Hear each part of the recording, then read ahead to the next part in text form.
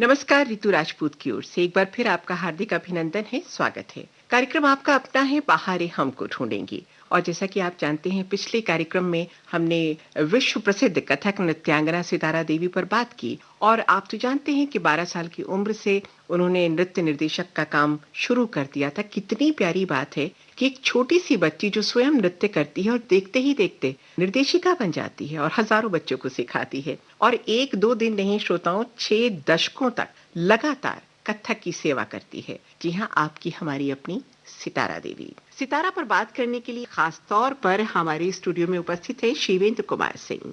मैं सौभाग्यशाली मानती हूँ अपने आप को कि 2 बार उनसे मिलने का मुझे अवसर मिला। और जैसा कि पिछले कार्यक्रम में शिवेंद्र ने बताई बहुत सी बातें, हमने बहुत सी बातें आपसे शेयर की। आज कुछ और बातें, कुछ और उनके जीवन के रंग देखेंगे इस कार्यक्रम में, जिसका नाम है बहारें हमको ढूंढेंगी। अच्छा, एक चीज और हम देखते हैं शिवेंद्र, जब उनकी शुरू की फिल्मों की बात करते हैं तो कई सारी फिल्मों में वो बहुत टॉम बॉय की तरह, एक बहुत ही दबंग औरत की तरह चैलेंजिंग रोल करते हुए नजर आती हैं। शुरू की अगर हम फिल्मों की बात करते हैं, जो दिलीप कुमार के साथ उनकी फिल्मों की अगर हम बात करें, तो वो बिल्कुल अलग तरह का लगता है, नहीं कि ये वही सितारा है। तो वो एक अनूठा व्यक्तित्व उनका सामने आता है। और उसके बाद जब हम धीरे धीरे आगे बढ़ते हैं, उनके जीवन के प्रसंगों को लेते हैं, तो एक और फिल्म आई जिसकी मैं बात करूंगी। उसमें दिलीप कुमार थे, नरगिस थी, सितारा तो थी ही, हलचल 1951 की वो फिल्म थी। और इसके गीत भी बहुत मशहूर हुए थे उस दौर में। जिससे वो गीत था ना, क्या कहते हैं उसको, प्रीत जता के मीत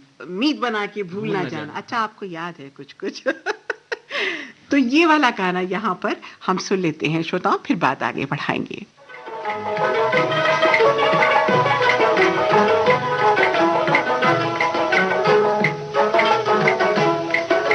प्रीत जता के मीत बना के भूल न जाना, सुनो जी भूल न जाना। मीत जता के मीत बना के भूल न जाना, सुनो जी भूल न जाना।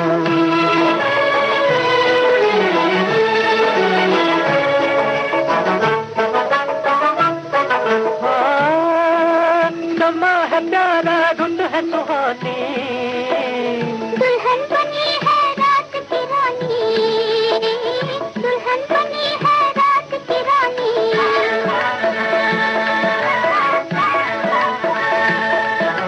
जीवन बीना जब तक बाजे, यूं ही हिल मिल गाना, सुनो जी भूल न जाना।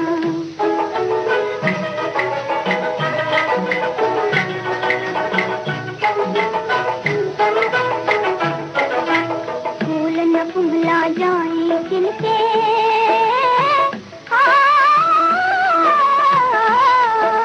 फूल न कुम्हला जाए खिलके। हो न जुदा आपस में मिलके, आपस में मिलके, हो न जुदा आपस में मिलके, आपस में मिलके।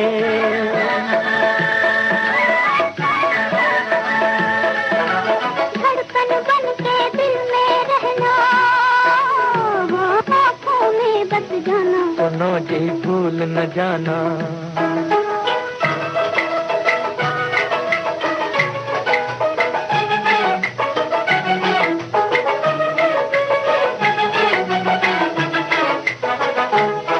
हाँ, बदल न जाना जग से डर के, बने हैं साथी जीवन भर के, बने हैं साथी जीवन भर के।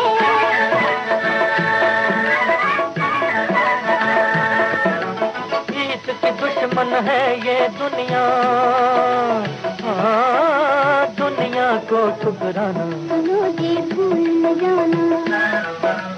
मीत जता के मीत बना के भूल न जाना, सुनो जी भूल न जाना। के मीत बना के भूल न जाना, सुनो जी भूल न जाना, भूल न जाना, सुनो जी भूल न जाना।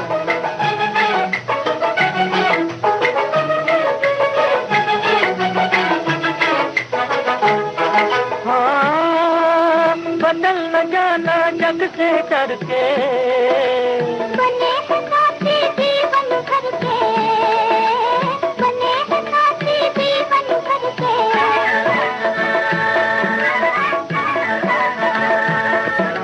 प्रीत की दुश्मन है ये दुनिया, हाँ, दुनिया को ठुकराना। सुनो जी भूल न जाना, प्रीत जगा के मीत बना के भूल न जाना। सुनो जी भूल न जाना, ला के मीत बना के भूल न जाना। सुनो जी भूल न जाना।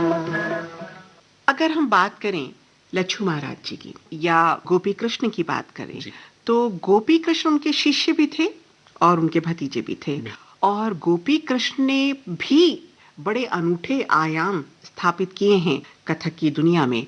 एक फिल्म आई थी झनक झनक पायल बाज, और संध्या थी इस फिल्म में, गोपी कृष्ण थे, सारे बेमिसाल नृत्य थे, और सितारा की झलक कहीं ना कहीं गोपी कृष्ण के नृत्य में झलकती है, दिखाई देती है। बिल्कुल दिखाई देती है। और मुझे लगता है कि ये कितनी खूबसूरत बात है। आप सोचिए कि उन्होंने लच्छू महाराज जी से सीखा, अच्छन महाराज जी से सीखा, उसके बावजूद, यानी हमारे यहाँ शास्त्रीय नृत्य और गायकी में घराने बहुत महत्व रखते हैं, लेकिन उन्होंने सब कुछ सीखने के बाद अपनी एक अलग शैली उसके बीच से विकसित की। इसीलिए जो बनारस घराना है कथक का, वो उनकी देन माना जाता है, वरना तो उससे पहले लखनऊ घराना था या जयपुर घराना था।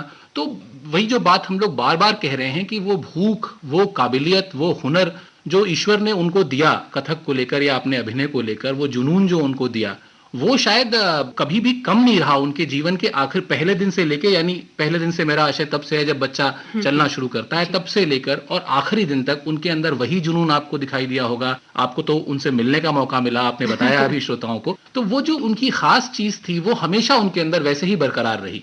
तो झनक झनक पायल बाजी, इस फिल्म के एक गीत को हम सुनना चाहेंगे, और वो गीत बहुत बहुत ही मीठा गीत है, नैन सुनैन ना ही मिलाओ। और इसमें जब हम नृत्य देखते हैं ना संध्या और गोपी कृष्ण का, बड़े स्लो स्लो कथक के स्टेप्स हैं, अलग अलग बैकग्राउंड में जो सेट्स बने हुए हैं, वो आपको बहुत लुभाते हैं। तो श्रोताओं, इजाजत है इस गीत को सुनाने की, आइए सुनते हैं।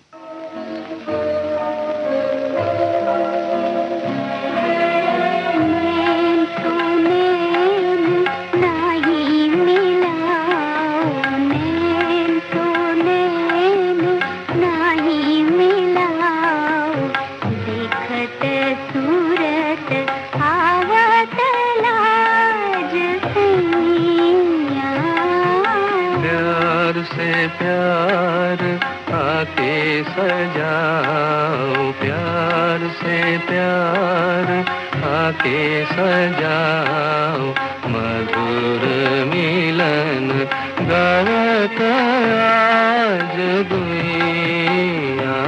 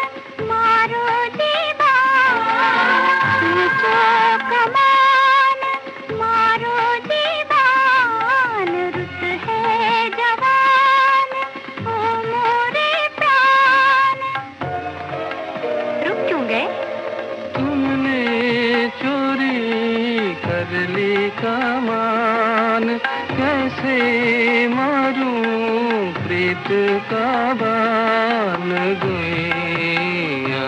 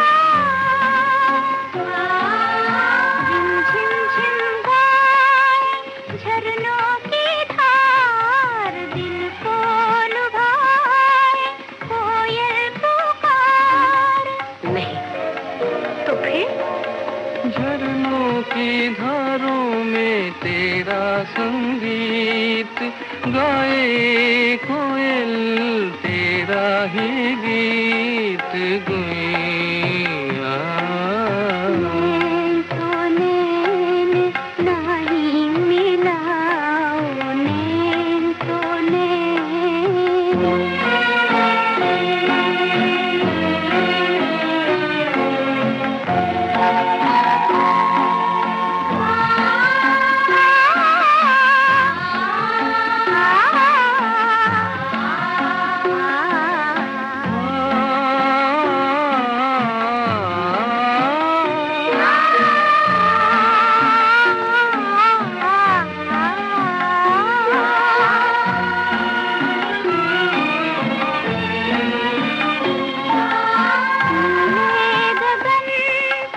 झूमेंगे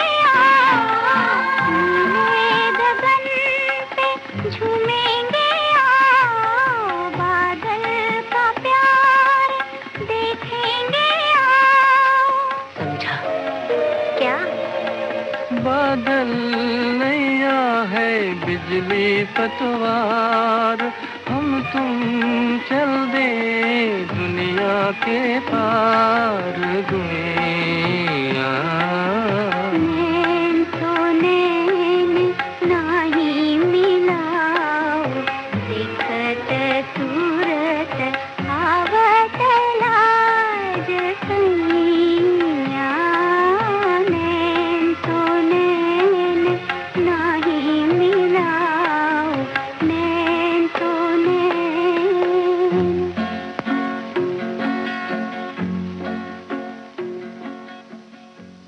बात फिर से करती हूँ उसी साक्षात्कार की जो बरसों बरस पहले हुआ था और जब सितारा से हमने कहा कि आपकी पसंद के कौन से वो गीत हैं जो आपको सबसे ज्यादा आकृष्ट करते हैं, तो मदर इंडिया का जिक्र तो उन्होंने किया ही, लेकिन उन्होंने बात की एक बहुत ही मशहूर गीत की। इशारा समझ रहे कौन सी फिल्म की बात कर रहे हैं? बिल्कुल बिल्कुल। और मेरे ख्याल से जैसे आप कह लें कि कथक के बारे में अगर बात करनी है तो सितारा जी की चर्चा किए बिना या उन पर बात किए बिना आप कथक को समझ नहीं सकते भारत में।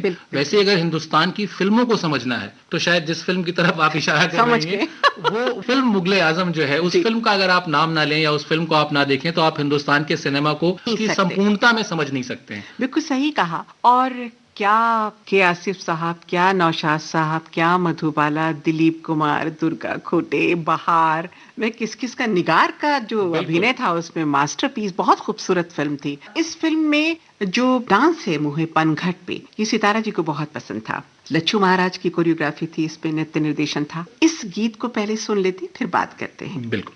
मोहे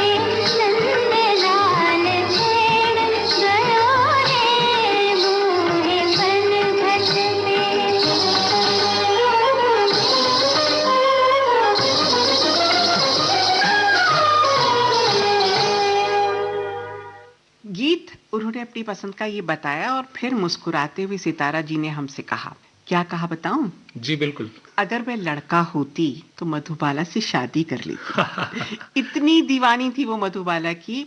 कहे, अरे रितु हम तुमको क्या बताएं, वो लड़की पान खाए तो उसकी पीक उसके गर्दन से जाती दिखाई दे। अच्छा। इतनी हसीन, इतनी गोरी। हालांकि मधुबाला बहुत अच्छी डांसर नहीं थी, जी। ये सभी कहते हैं, लेकिन जो उन्हें सिखाया, जो उन्हें बताया गया, वो कितनी खूबसूरती से उन्होंने फिल्मों में उतारा। आप और हम जानते हैं, मुगले आजम की क्या कहें, वो तो एक नायाब मोती है सिने जगत का। बात कुछ और आगे बढ़ाते हैं और बात करते हैं सितारे जी की आदतों की। हमने कहा गुलाबी रंग उन्हें पसंद था, मोती उन्हें बहुत पसंद थे और बड़ी बिंदी वो लगाती थीं और बेबाक बहुत थीं। कितनी ताज्जुब की बात है कि उनकी शादी के आसिफ साहब से हुई थी। वो बात अलग है कि वो बहुत दिन तक चल नहीं पाई। बिल्कुल। उसके बाद फिर दूसरी शादी हुई। पहली शादी तो मेरे ख्याल है नदीर अहमद खान साहब से हुई थी उनकी, फिर के आसिफ जी से हुई और तीसरी शादी उन्होंने की प्रताप बारोच से। उनसे उन्हें एक बेटा भी है, रंजीत बारोच। वो खुद बहुत बड़े संगीतकार हैं रंजीत। और कितनी विचित्र बात है कि दिलीप कुमार के साथ जो उनका रिश्ता था, बड़ा प्यारा रिश्ता था। एक बार का प्रसंग मुझे याद आता है, मैंने कहीं देखा था, राखी का दिन था और सितारा पहुंची दिलीप साहब के घर। सायरा बानो भी बगल में बैठी हुई थी। तो ये पहुंच गए और उन्होंने कहा कि भाई सायरा, क्या कहें, तुम्हारे मियाँ के तो सब दीवाने हैं, जिसे देखो इन पे फिदा है, हर आदमी इनको डोरे डाल रहा है इनके ऊपर, तो हम काहे पीछे रहे। कभी कभी बनारसी, ठेठ बनारसी में बात करती थी। तो हम भी इन्हें चाहने लगे और चाहत भी ऐसी कि ताउम्र चाहत बनी रहे। तो ला भाई ला, राखी ला। और उन्होंने बहुत दुलार से दिलीप साहब को राखी बांधी। और एक और प्रसंग भी आता है कि अजीब इत्तेफाक है कि के आसिफ जो कि सितारा देवी जी के पति रहे, उनसे फिर उनका डिवोर्स हो गया, वो उनसे अलग हो गई और फिर उनकी शादी हुई दिलीप कुमार की बहन अख्तर से। तो अजीब इत्तेफाक ही कहेंगे इसको। तो ये कुल मिला के जो दुनिया है, गोल गोल है, रिश्तों का घालमेल है। सितारा बहुत प्यारी थी, बहुत अच्छी थी। उनकी एक और पसंदीदा फिल्म थी पाकीज़ा। बिल्कुल। और पाकीज़ा के सारे गीत तो आपको पता होंगे, जरा बता दीजिए कौन कौन से। जिस गीत की तरफ आप इशारा कर रही हैं उसी पर आते हैं जी। ठाड़े रहियो ओ बाग के यार, बहुत खूबसूरत गाना है। तो इस गीत को सुन लिया जाए यहाँ पर। बिल्कुल।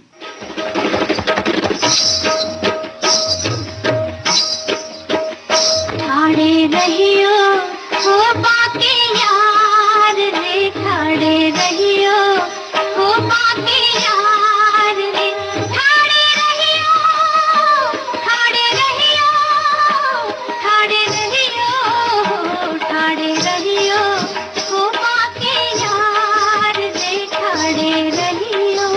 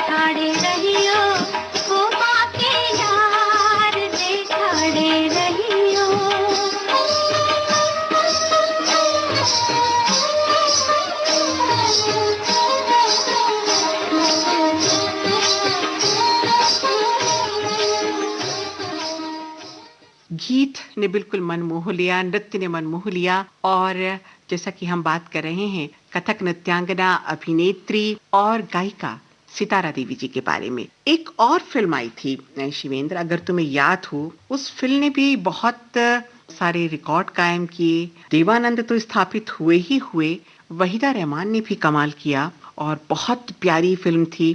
बता दीजिए कौन? गाइड। सब याद है आपको? और जैसा जो बात पिछली फिल्म के लिए हमने कहा, मुगले आजम के लिए कहा, लगभग वैसी ही बात है कि अगर गाइड फिल्म आपने नहीं देखा तो उस दौर का आप सिनेमा नहीं समझ सकते हैं। और मतलब कुछ फिल्में मुझे ऐसा लगता है ऋतु जी बनी हिंदुस्तान में, जिस फिल्म में आपको अगर आज मैं कह दूं कि इस फिल्म में ये 7 या 8 गाने थे, जिसमें से एक गाना आप मुझे चुन के बता दीजिए कि आपका सबसे फेवरेट गाना या चुनिंदा कोई एक गाना बता दीजिए, तो आप नहीं चूज कर सकते हैं, क्योंकि हर गाना अपने आप में इतना खूबसूरत था, अब संगीत पक्ष इतना मजबूत था उन फिल्मों का, तो निश्चित तौर पे गाइड को उसी श्रेणी की फिल्म में रखा जाएगा। और वहीदा रहमान और खास करके देवानंद, जो कि इतने खिलंदड़पन के, इतने शैतान, कहाँ हम दोनों का मेजर है, कहाँ गाइड का गाइड है, और बहुत सारी फिल्में, मुनीम जी की बात करें, तीन देवियों की बात करें, एक के बाद एक अलग तरह के सदाबहार हीरो थे और क्या दीवानगी थी लोगों में उनके प्रति। लेकिन जब हम गाइड की बात करते हैं तो देवानंद को पूजने को जी चाहता है। क्या उन्होंने अभिनय किया है, और जो नृत्य हैं, मैं फिर से चूंकि नृत्य की बात कर रही हूँ, नृत्यांगना की बात कर रही हूँ सितारा देवी की,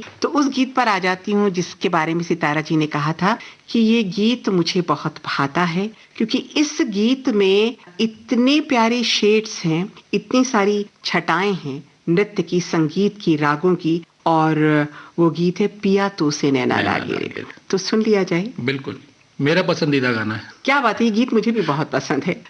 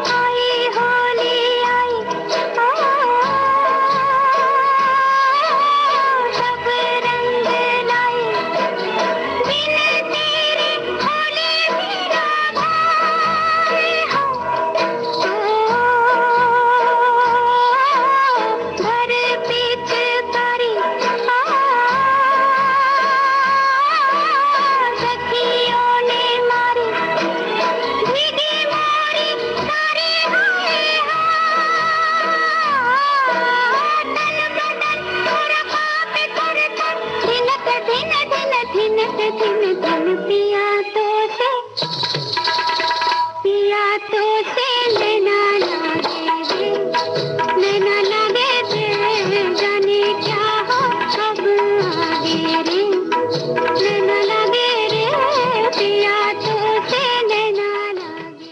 हमने सुना फिल्म गाइड का ये गीत। श्रोताओं, कार्यक्रम का नाम है बहारें हमको ढूंढेंगी और हम हैं आपके साथ रितु राजपूत और हमारे साथ हमारे मेहमान शिवेंद्र कुमार सिंह।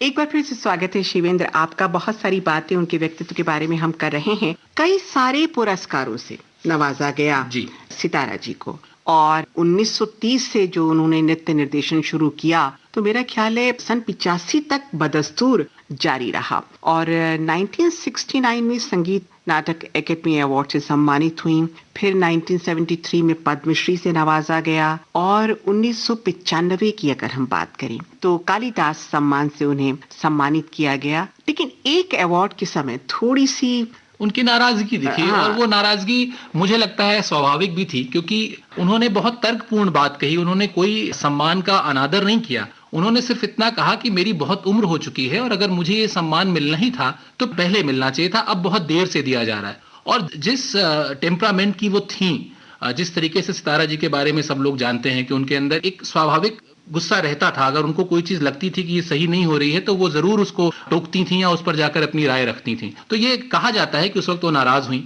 और उन्हें अच्छा नहीं लगा कि उनको पद्म भूषण बहुत बाद में अनाउंस किया गया, और फिर उन्होंने उसको लेने से इनकार कर दिया। ये तो रही सम्मानों की बात, लेकिन मुझे लगता है जब आप स्टेज पे परफॉर्म करते हैं और वो जो तालियों की गड़गड़ाहट होती है वो आपके कानों में ऐसी रसगंगा प्रवाहित करती है कि फिर बिल्कुल। किसी अवार्ड, किसी सम्मान की जरूरत नहीं रह ही नहीं जाती। होती। और मैं फिर से लौट आती हूँ सितारा जी के व्यक्तित्व के बारे में। एक फिल्म आई थी लेख में, हमने उसका एक गाना सुनवाया था। उस फिल्म में कहते हैं ना कि कथक में टुकड़े परने, चक्करदार परन हो गए, तोड़े हो गए, अलग तरह की उसमें रियाज की जरूरत होती है। और परनों के लिए सितारा जी मशहूर थी। बिल्कुल। स्टेज पे खड़े खड़े एक नया रंग भर देती थी, नया अंदाज, क्योंकि कथक कथा से बना है। और खास करके इसमें कृष्ण की लीलाएं होती हैं, गोपिकाओं के साथ होती हैं, छेड़छाड़ होती है, माँ यशोदा के साथ ठिठोली होती है। तो उस तरह की कथाएं करने में कथक के रूप में सितारा पारंगत थी। तो उसमें एक जो फिल्म जिसकी मैं बात कर रही हूँ, उसमें उन्होंने अपने पांव के अंगूठे पर यानी टो के ऊपर इतने खूबसूरत चक्कर लिए थे कि लोग हैरान रह गए थे। बैले इतना अच्छा करती थी, भरतनाट्यम इतना अच्छा करती थी, लोक नृत्य इतना अच्छा करती थी, वेस्टर्न म्यूजिक पे भी इतना अच्छा डांस करती थी। तो जो विविधता हम कहें कि इतनी सारी विविधता उनके नृत्य में समाहित थी, तो कोई दो राय नहीं कि वो निश्चित तौर पे कथक की सितारा थी। मैं गलत कह रही हूँ? बिल्कुल। और आपने तो बचपन में सीखा है कथक, आपने ही जिक्र किया। भले ही ज्यादा नहीं सीखा हो, लेकिन जितना भी सीखा है आपने बहुत टेक्निकल चीजें बताई। तोड़े होते हैं, टुकड़े होते हैं, कथा कहने वाला कथक होता है। तो मुझे लगता है कि जो उनके ना रहने पर हमने कुछ काम किया, कुछ लोगों से बातचीत की, कुछ पढ़ा, तो जो कलाकार हैं, जो बड़े प्रतिष्ठित कलाकार हैं कथक के, वो भी कहते हैं कि जब वो दुर्गा या काली परन करती थी तो मतलब वो देखते ही होता था, ऐसा लगता था कि जैसे साक्षात आप दुर्गा जी को देख रहे हैं। तो जिस तरह की तकनीकी पक्ष, कथक के जिस तकनीकी पक्ष की तरफ आप इशारा कर रही हैं, मुझे लगता है वो बिल्कुल उनका अधिकार था कि वो स्टेज पे खड़ी होती थी तो लगता था कि हाँ कुछ हो रहा है, कुछ अलग सी एक छटा है, कुछ अलग सी एक चमक है। और वो आखिर में वो उनका रियाज था, वो उनकी साधना थी जो वहां स्टेज पर दिखाई देती थी। वाह वाह, क्या बात आपने की। हमने बहुत सारी बातें उनके व्यक्तित्व के बारे में की हैं, और हमें लगता है कि जो श्रोता हमारे इस कार्यक्रम को सुन रहे हैं, आज सितारा जी हमारे बीच नहीं हैं, लेकिन उनकी फिल्में, उनके गीत और उनके नृत्य की जो छटा हमने देखी है, वो बहार जो हमने महसूस की है, वो युगों युगों तक हमारे बीच रहेगी। और 94 साल की उम्र में उनका निधन हुआ। मुंबई में हॉस्पिटल में एडमिट हुई, बीमार रहीं और फिर इस दुनिया को अलविदा कह के चली गईं। लेकिन शिवेंद्र, क्या कलाकार कभी विदा होते हैं? नहीं होते। और बहुत खूबसूरत शेर है कि कोई मरने से मर नहीं जाता, देख लो वो यहीं कहीं होगा। तो आपको पता है, मुझे किसी ने बताया कि उनकी एक बहुत खासियत थी। आप पाएंगे कि कलाकार क्या होता है, कई बार महसूस करते होंगे, शायद आप लोग भी जब भी इस तरह के कार्यक्रम देखते होंगे, कि अपने कार्यक्रम में इतना खोया रहता है कि अपनी प्रस्तुति देने के बाद वो आता है तो वो ये भूल जाता है कि वो सामने उसी मंच पर कोई और प्रस्तुति चल रही है। लेकिन सितारा जी के बारे में ये कहते हैं कि अगर उन्हें कोई चीज अच्छी लग गई तो वो तारीफ करने से पीछे नहीं रहती थी। वो जाकर कितना भी जूनियर आर्टिस्ट हो, कोई ये नहीं मैटर करता या ये नहीं मतलब रखता कि आर्टिस्ट का कद क्या है, उसने क्या किया, कैसे किया, वो अगर सितारा जी को पसंद आ गया तो तारीफ करना उनकी आदत में शुमार था। और ये तारीफ करने के लिए बहुत बड़ा दिल होना चाहिए। अगर दिल बड़ा नहीं है तो आप तारीफ नहीं कर सकते, वो भी किसी कलाकार की। तो वो उनका एक हुनर था जिसके लिए उन्हें बहुत सारे लोग अभी भी याद करते हैं। वाकई, और हम उन्हें युगों युगों तक याद करते रहेंगे। फिर किसी मोड़ पर उनके व्यक्तित्व पे कुछ और बात करेंगे। फिलहाल आपसे इजाजत चाहेंगे। मैं रितु राजपूत विदा लेती हूँ अपने मेहमान शिवेंद्र कुमार सिंह से और अपने श्रोताओं से। नमस्कार। हमारा